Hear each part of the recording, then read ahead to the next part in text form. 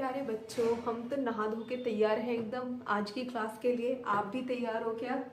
तो देखो, आज हमें करने हैं पॉलिनोमियल के कुछ क्वेश्चन। कैसे क्वेश्चन? कुछ हसीन क्वेश्चन। अब देखो, मैं इंपॉर्टेंट क्वेश्चन बोलूंगी तो आप समझोगे नहीं, आप उसे करोगे नहीं, क्योंकि आपको समझ आती है दिल की बात। तो हम दिल से पढ़ेंगे, आप दिल से समझेंगे। और ये क्वेश्चन मुझे आपके दिमाग में नहीं बैठाने, क्योंकि दिमाग से तो निकल जाती हैं चीज़ें। एक बार चीज़ दिल में बैठ जाए, दिल में बैठ जाए तो फिर वो दिल में ही रह जाती है। तो हम इन क्वेश्चन को ऐसे करेंगे कि आपके दिल में बैठ जाएंगे।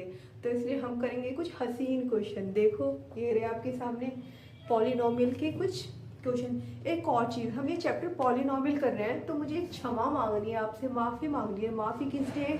क्योंकि बिल्कुल आप इस क्वेश्चन को करने के लिए, इस वीडियो को देखने के लिए पहले वाली वीडियो ज़रूर देख के आए होंगे जो हम पॉलिनोमियल की कर रहे हैं। उसमें मैंने पॉलिनोमियल में क्वाड्रेटिक पॉलिनोमियल की जगह मैंने क्वाड्रेटिक इक्वेशन बोल दिया है। तो अभी हम क्वाड्रेटिक इक्वेशन नहीं पढ़ रहे हैं, अभी हम क्वाड्रेटिक पॉलिनोमियल पढ़ रहे हैं। तो उस वीडियो में जहाँ भी मैंने क्वाड्रेटिक इक्वेशन का इस्तेमाल किया है वो क्वाड्रेटिक पॉलिनोमियल है। अब आप कहेंगे दोनों में अंतर क्या है?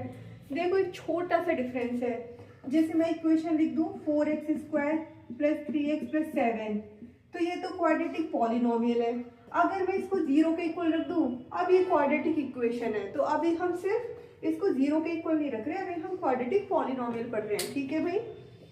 तो आते हैं हम ये कुछ क्वेश्चन पे। एक क्विक रिकैप कर लेते हैं। आई होप एनसीईआरटी के आप क्वेश्चन सॉल्व कर लिए होंगे। जो पहली वीडियो है उसको देख के आपका इतना हो जाएगा कि एनसीईआरटी के क्वेश्चन सॉल्व हो जाएं। अब एक रिकैप के लिए मैं आपको याद दिला दूं, हमने पिछली क्लास में पढ़ा था कि सम ऑफ रूट्स होता है -b/a और प्रोडक्ट ऑफ रूट होता है c/a। और a b c क्या होते हैं? जो आपका क्वाड्रेटिक पॉलिनोमियल होता है उसकी जनरल फॉर्म होती है ax² plus bx plus c। x² का कॉफिशिएंट a होता है, x का कॉफिशिएंट b होता है और बचा हुआ कांस्टेंट c होता है। आगे इतनी बात समझ में? ठीक है भाई। अब आगे आ जाते हैं। देखो कितना आसान क्वेश्चन है, कितना आसान है। देखो, -4 is a zero of this polynomial. ठीक है, जीरो ऑफ, इसको हीरो ऑफ मत पढ़ लेना। ठीक है, आज हम दिल की बात कर रहे हैं, हसीन बात कर रहे हैं, तो मूवी में मत चले जाना कभी जीरो को हीरो पढ़ लो। ये जीरो है। तो जीरो क्या होती है? जीरो वो होती है कि भैया मैं इस वैल्यू को अगर यहाँ पुट कर दूं x की जगह, तो ये पॉलिनोमियल जीरो हो जाना चाहिए। यही तो होता है जीरो। तो कर दो पुट, x की जगह -4 डाल दो, तो -4 का स्क्वायर -4 -2k प्लस 2।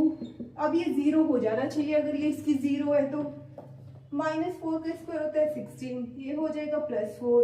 इस माइनस की वजह से साइन चेंज हो जाएंगे, -2k और -2। अब 16 प्लस 4 कितना होता है? 16 प्लस 4 20, 20 माइनस 2 18, तो 18 माइनस 2k इक्वल्स टू 0। 18 को उधर शिफ्ट कर दो तो -2 के बराबर -18, तो k की वैल्यू हो जाएगी माइनस से माइनस कैंसिल, 2 9 से 18, k की वैल्यू आ गई 9। है आसान कि नहीं? बहुत आसान है ये। ठीक है भैया। अब नेक्स्ट देखो, आप वीडियो पॉज करके इसको खुद सॉल्व कर लिया करना, मैं अभी आगे चलती हूँ। If product of zeros of this polynomial is 4, find a। देखो हमें क्या दिया है? हमें बोला है कि इस पॉलिनोमियल के जीरोस का प्रोडक्ट। तो जीरोस का प्रोडक्ट क्या होता है? जीरोस क्या होती है? एक अल्फा होती है और एक बीटा होती है। उनका प्रोडक्ट अल्फा इंटू बीटा हमें पता है क्या होता है? c/a होता है कि नहीं? तो अब यहाँ वैल्यू डाल दो। हमें दिया हुआ है कि ये जो प्रोडक्ट है ये 4 है, तो 4 लिख दो। अब c और a कहाँ से ढूंढोगे? कहाँ से ढूंढोगे? कहीं और से तो आएंगे नहीं, यहीं से तो ढूंढोगे। तो ढूंढो, c क्या है? -6 और a क्या है? a को ट्रांसपोज कर दो और 4 को इधर ले जाओ, तो a की वैल्यू हो जाएगी -6/4 -3/2। मिल गई a की वैल्यू? मिल गई a की वैल्यू। बहुत आसान है ना? नेक्स्ट आ जाओ। नेक्स्ट है, if 1 0 of this polynomial is reciprocal of other. इसकी एक जीरो दूसरे की रेसिप्रोकल है। बहुत आराम से सुनना, इसकी एक जीरो दूसरे की रेसिप्रोकल। अब रेसिप्रोकल क्या होता है? रेसिप्रोकल क्या होता है? उल्टा, ठीक है। सपोज एक एम लेटर है, मैं उसको उल्टा टांग दूं, वो डब्ल्यू बन जाएगा ना, उल्टा कर दिया हमने। तो अगर 1/2 है तो उल्टा कर दे 2/1 हो जाएगा, ठीक है। अगर 3/4 है उल्टा कर दे, रेसिप्रोकल कर दे। उल्टा मतलब नीचे का ऊपर, ऊपर का नीचे, तो 4/3 हो जाएगा। अब हमसे बोला एक जीरो दूसरे की रेसिप्रोकल है, तो मतलब एक अल्फा है तो दूसरी 1/अल्फा हो गई। ये बात आई समझ में कि नहीं? इस बार जीरोस जो है, एक अल्फा है तो दूसरी उसी की रेसिप्रोकल है, मतलब जो दूसरी जीरो बीटा होती है वो पहली वाली की ही रेसिप्रोकल है। तो एक जीरो अल्फा है तो दूसरी 1/अल्फा है। अब आपको पता है कि जीरोस का अगर हम प्रोडक्ट कर दें तो वो बनता है जी C/A, है जी, बनता है कि नहीं? बनता है ना C/A। अब देखो अल्फा से अल्फा तो कट जाएगा, 1 बचा। C कहाँ से ढूंढोगे? यहाँ से ढूंढोगे, यहाँ से ढूंढो। C क्या है? 6A/A क्या है? x² का कॉफिशिएंट होता है, तो x² के साथ ये पूरी टर्म है a² + 9। a² + 9 को 1 से मल्टीप्लाई करोगे तो a² + 9 = 6a। अब इसको अरेंज कर दो इक्वेशन को, a² - 6a + 9 = 0 बचा उधर। अब ये क्या बन गई? क्या बन गई? ये बन गई है आपकी क्वाड्रेटिक इक्वेशन। क्वाड्रेटिक बन गई कि नहीं बन गई? पहले स्क्वायर की टर्म है, a², फिर a है, फिर कांस्टेंट है, ठीक है। अब इसको कैसे सॉल्व करेंगे? मिडिल टर्म स्प्लिटिंग से इसके फैक्टर्स करेंगे, जैसा कि मैंने पहली क्लास में बताया था। तो ये अब आपका होमवर्क है, ये आपका के है। के का मतलब है खुद करो, ठीक है, खुद करो। अब इसको मिडिल टर्म स्प्लिटिंग करके इसके फैक्टर्स बनेंगे, उन फैक्टर्स को 0 के इक्वल रखेंगे, वहां से a की वैल्यू आ जाएगी। मैं आपको बता देती हूँ, a की वैल्यू 3 आएगी, चेक कर लेना। अगर नहीं आती है तो फिर मुझे बताना, ठीक है। यहाँ से सॉल्व करके आपकी a की वैल्यू आ जाएगी। आई होप आपने मिडिल टर्म स्प्लिटिंग की प्रैक्टिस कर ली होगी, तो ये आप इजीली कर सकते हैं। और अगर नहीं कर सकते हैं तो देख के आना कि मिडिल टर्म स्प्लिटिंग कैसे होता है, सीखना। नहीं समझ आता है तो फिर से मुझे बताना। अब आते हैं नेक्स्ट क्वेश्चन पे। अब नेक्स्ट है, if alpha and beta zeros of this polynomial find alpha plus beta plus alpha beta. हमें क्या निकालना है?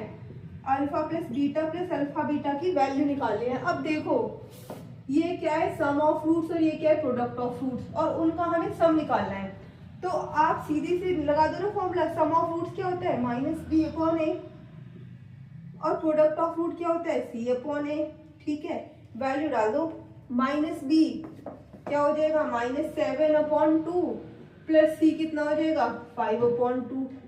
नीचे डिनोमिनेटर सेम है तो -7 + 5 -2 बचेगा, इसको रिड्यूस करके -1 आंसर आ गया। तो इस वैल्यू का आंसर होगा -1। समझ आई कि नहीं? अब फिर ये कुछ क्वेश्चन है आपके, भाई आपको समझ आ रहा है कि नहीं? मैं बिल्कुल दिल से पढ़ा रही हूँ, आपके दिल में बात बैठ रही है कि नहीं? ये रिश्ता दिल से दिल तक बन रहा है कि नहीं? जल्दी से बताओ मुझे। दिल से दिल का रिश्ता बनना चाहिए, तभी ये समझ आएगा अच्छे से।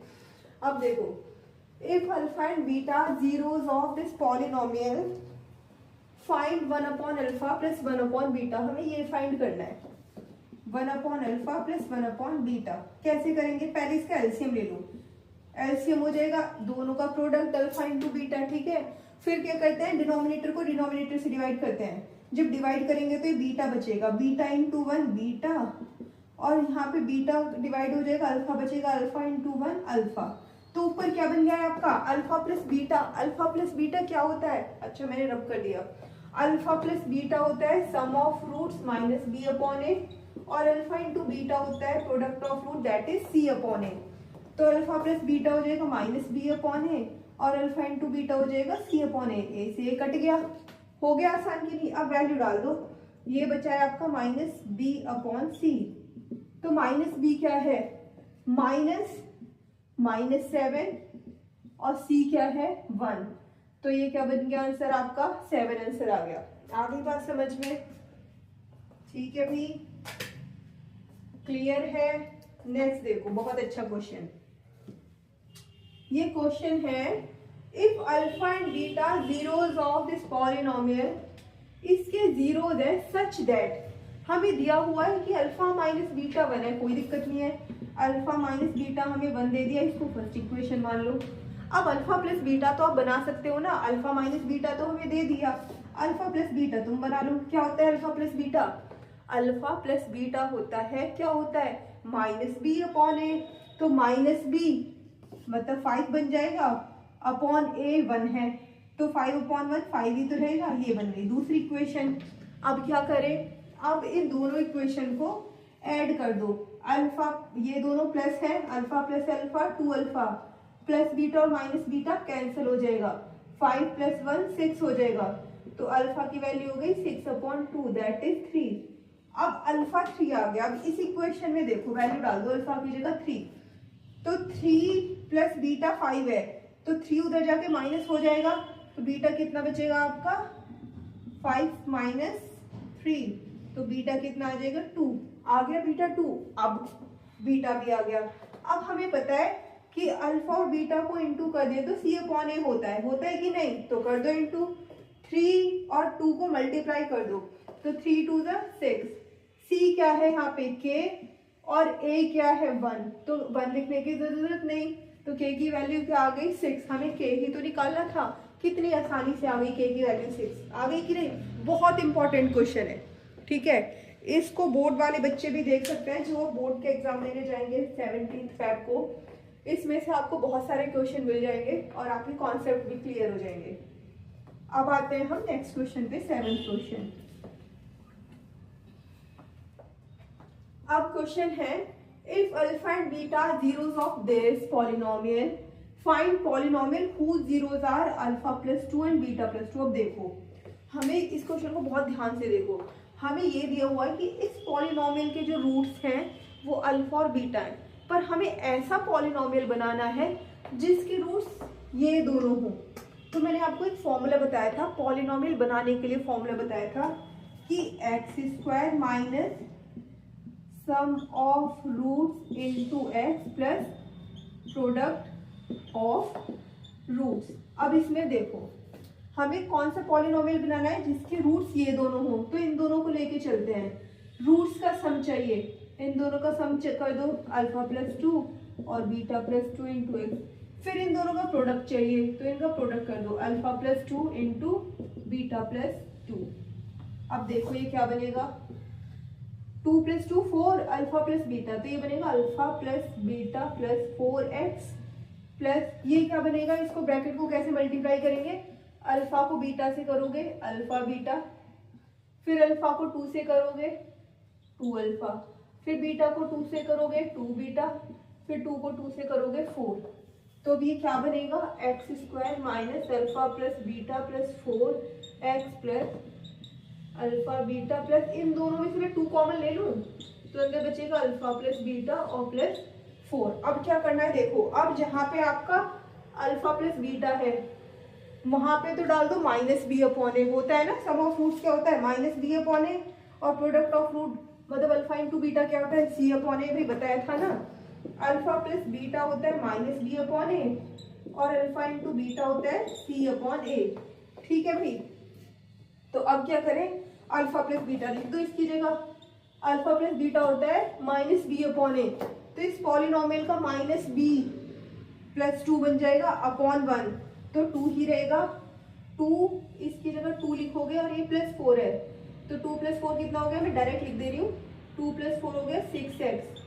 अल्फा इंटू बीटा होता है सी अपॉन ए, सी क्या है 3 और ए है 1, तो 3 हो जाएगा, 3 प्लस 2 अल्फा प्लस बीटा हमने निकाला तो कितना आया था 2 और प्लस 4, तो ये पूरी टर्म कितनी बनेगी, पूरा देखो कितना बनेगा, 2 2 4, 4 प्लस 4 8, 8 और प्लस 3, 8 प्लस 3 11, तो ये पूरी टर्म बन गई है आपकी 11। तो फाइनल आपका पॉलिनोमियल बन गया है, मैं यहाँ पे लिख देती हूँ इसका आंसर, पॉलिनोमियल बन गया x² माइनस 6x प्लस 11, ये आपका पॉलिनोमियल है जिसके रूट्स अल्फा प्लस 2 और बीटा प्लस 2 होंगे, ठीक है।